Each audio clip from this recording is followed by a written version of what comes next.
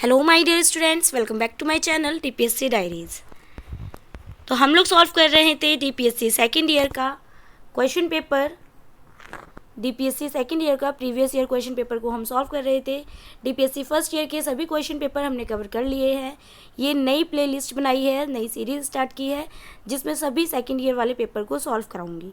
ठीक है, तो हम लोग सॉल्व कर रहे थे developing understanding of environment in children, यानी कि ईवीएस वाला पेपर जो डीपीएससी सेकंड ईयर में आपको देखने को मिलेगा। मैक्सिमम 75 मार्क्स का होगा। ये पार्ट 1 हमने सॉल्व कर लिया था फर्स्ट वीडियो में। इसकी 2 वीडियो ऑलरेडी अपलोड कर दी हैं। दूसरी वीडियो में हमने पार्ट सेकंड को सॉल्व करा था। इस वीडियो में, आज की वीडियो में हम सॉल्व करेंगे पार्ट थर्ड। ठीक है, जो क्वेश्चन नंबर 16 से स्टार्ट है। क्वेश्चन नंबर 15 पार्ट सेकंड में था, क्वेश्चन नंबर 16 पार्ट थर्ड। ये 5 मार्क्स का क्वेश्चन है। इसमें environment plays an important role in learning of child. जो एनवायरनमेंट है वो इम्पॉर्टेंट रोल प्ले करता है बच्चे की लर्निंग के लिए। तो आपको बताना होगा कि एनवायरनमेंट क्या होता है। पहले तो environment plays a very important role in child's learning because it provides real life experiences. A child learns by interacting with surroundings like family, school, nature and society. ठीक है, जो एनवायरनमेंट है वो एक इम्पॉर्टेंट रोल प्ले करता है बच्चे की लर्निंग के लिए, जिसमें बच्चा सीखता है, क्योंकि प्रोवाइड्स रियल लाइफ। ये क्या करता है, बच्चे को मौका देता है, प्रोवाइड कराता है रियल लाइफ एक्सपीरियंसेस। ठीक है, बच्चे अपने डेली लाइफ से, डेली लाइफ जो करते हैं बच्चे, उससे एक्सपीरियंसेस से सीखता है। A child learn by interacting with surroundings. ठीक है, बच्चा क्या करता है, अपने आसपास के वातावरण से इंटरेक्ट करके क्या करता है, लर्न करता है। जैसे कि फैमिली से सीखता है, स्कूल से सीखता है, नेचर से सीखता है, प्रकृति से सीखता है, सोसाइटी से सीखता है। ठीक है, यही होता है environment. It helps in social development through interaction with others. ये हेल्प करता है बच्चे में, सोशल डेवलपमेंट करता है।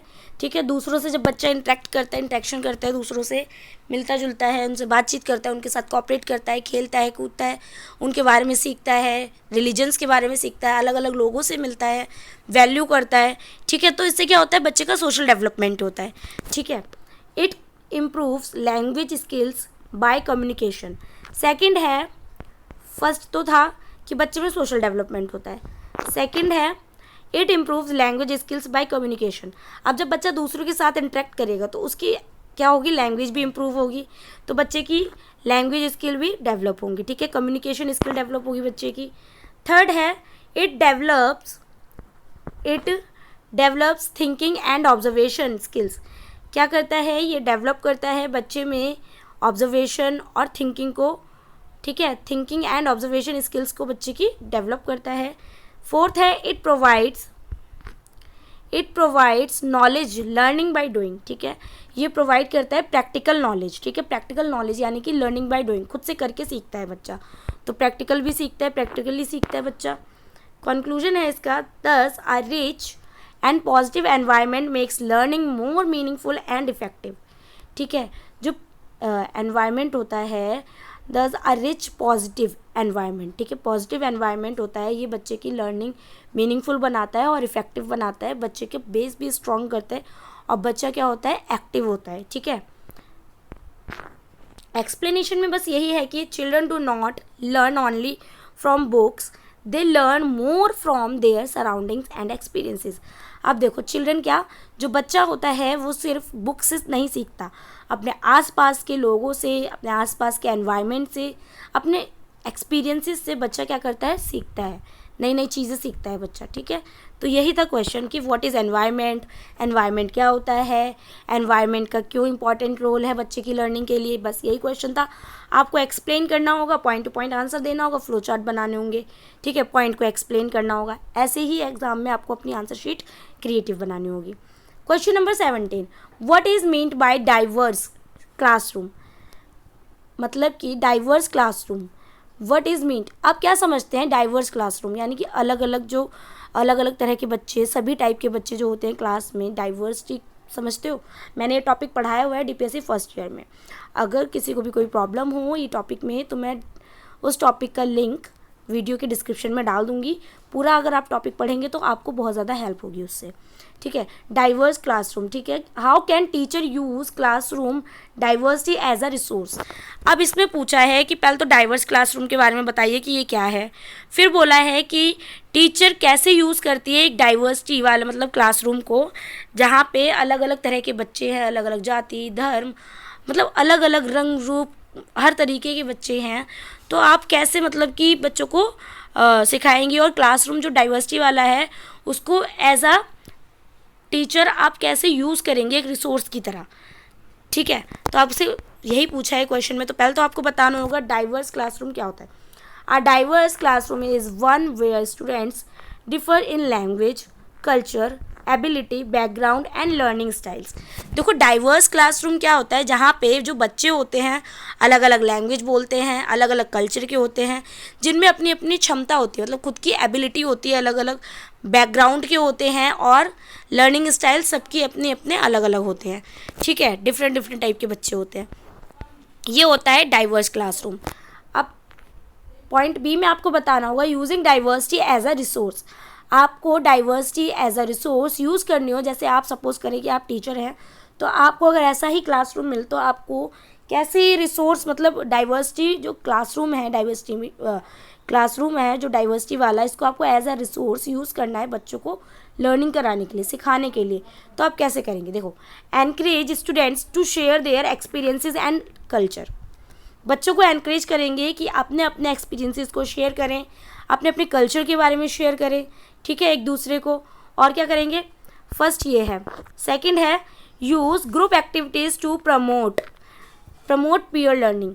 अब अगर आप टीचर हैं तो आपको क्या करना होगा, ग्रुप एक्टिविटीज़ को यूज़ करना होगा, बच्चों को प्रमोट करना होगा पीयर लर्निंग में, यानी कि ग्रुप लर्निंग करें, बच्चे पीयर बना के लर्न करें, ठीक है। नेक्स्ट है third, include examples from different backgrounds in teaching. आपको क्या करना होगा, एग्जाम्पल इंक्लूड करने होंगे अलग अलग डिफरेंट बैकग्राउंड, अलग अलग बैकग्राउंड के, ठीक है, पढ़ाने के लिए बच्चों को।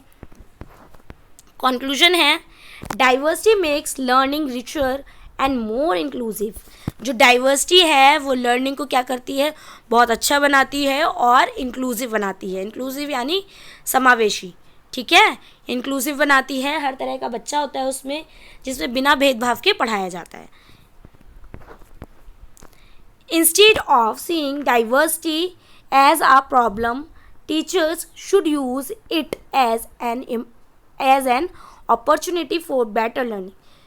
Instead of seeing diversity मतलब कि आपको डाइवर्सिटी को एक प्रॉब्लम नहीं समझना। अगर आप टीचर हैं तो आप डाइवर्सिटी को प्रॉब्लम ना समझें, बल्कि उसका यूज़ करें एक अपॉर्चुनिटी के तौर पे कि बच्चे की बेटर लर्निंग होगी इससे, ठीक है। नेक्स्ट है question number 18। How can Vygotsky concept of scaffolding help teachers in designing teaching learning process?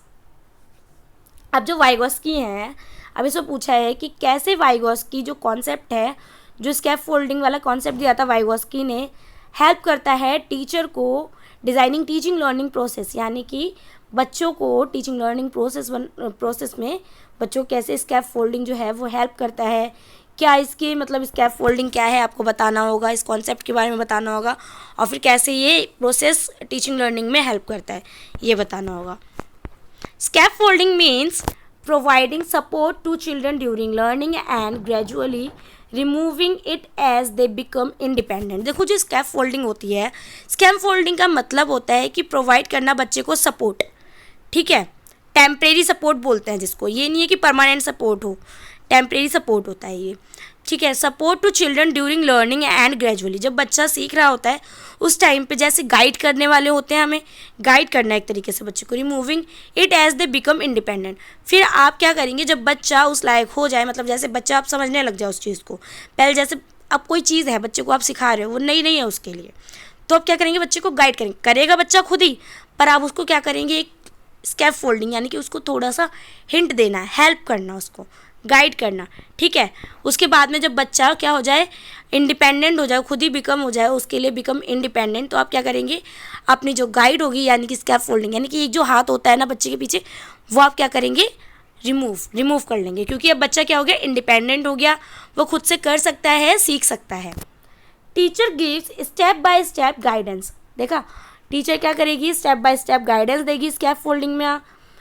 Helps students with in their ZPD zone of proximal development. Help students की हेल्प करेगी teacher, ठीक है, जिसको क्या बोलते हैं, ZPD यानी कि zone of proximal development. ZPD की full form zone of proximal development. Encourages peer learning and interaction.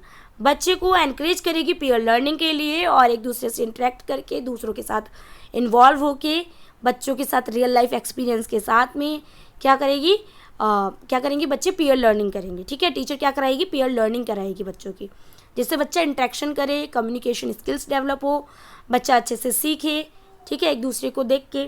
Next है support is reduced as the child gains confidence.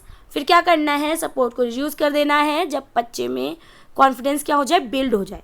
ठीक है, जब बच्चे में कॉन्फिडेंस गेन हो जाए तो उसके बाद में क्या करना है, रिड्यूस कर देना है सपोर्ट को। नेक्स्ट है conclusion. Scaffolding makes learning easier and builds independence in students.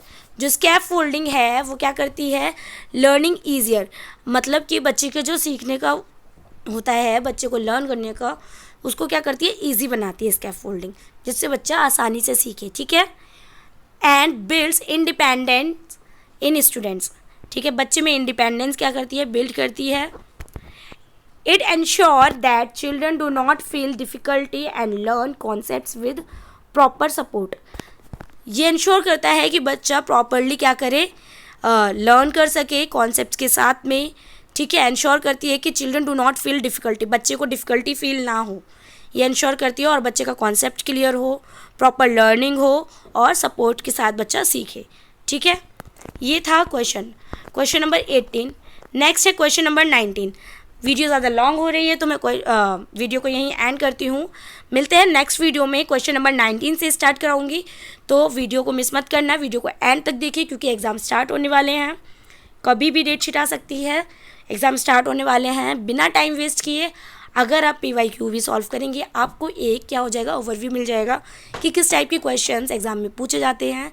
ये रिपीटेड क्वेश्चन है, ऐसे ही एग्ज़ाम में पूछे जाते हैं। ठीक है, तो पॉइंट टू पॉइंट वैसे आपको डीपली तब पढ़ना ज़्यादा ज़रूरी है, क्योंकि जो 1 मार्क के क्वेश्चन आते हैं ना, उसमें तो आपको डीपली पढ़ना बहुत ज़्यादा ज़रूरी है, क्योंकि क्वेश्चन कहीं से भी पूछा जा सकता है, ट्रू फॉल्स आते हैं, फिल इन द ब्लैंक्स आते हैं। इस वजह से आपको क्या करना है, एक एक पॉइंट को, एक एक टॉपिक को अच्छे से पढ़ना होगा, जिससे आपकी क्या होगी, हेल्प होगी, और एग्ज़ाम में आप इजी वे से कर सकते हैं, किसी में भी प्रॉब्लम नहीं होगी आपको क्वेश्चन में। ठीक है, तो मिलते हैं नेक्स्ट वीडियो में, क्वेश्चन नंबर 19 से स्टार्ट करेंगे। अभी हमारा पार्ट 3 थोड़ा बचा हुआ है, वो हम लास्ट वीडियो जो नेक्स्ट वीडियो जो होगी उसमें मैं कवर करा दूँगी। ठीक है, thank you for listening. Video अगर पसंद आए, वीडियो हेल्पफुल लगे तो चैनल को सब्सक्राइब करें, DPSC डायरीज़। ठीक है, सब्सक्राइब करना ना भूलें, वीडियो को लाइक करें, सब्सक्राइब करें और शेयर करें DPSC second year, DPSC first year students को। Thank you for listening.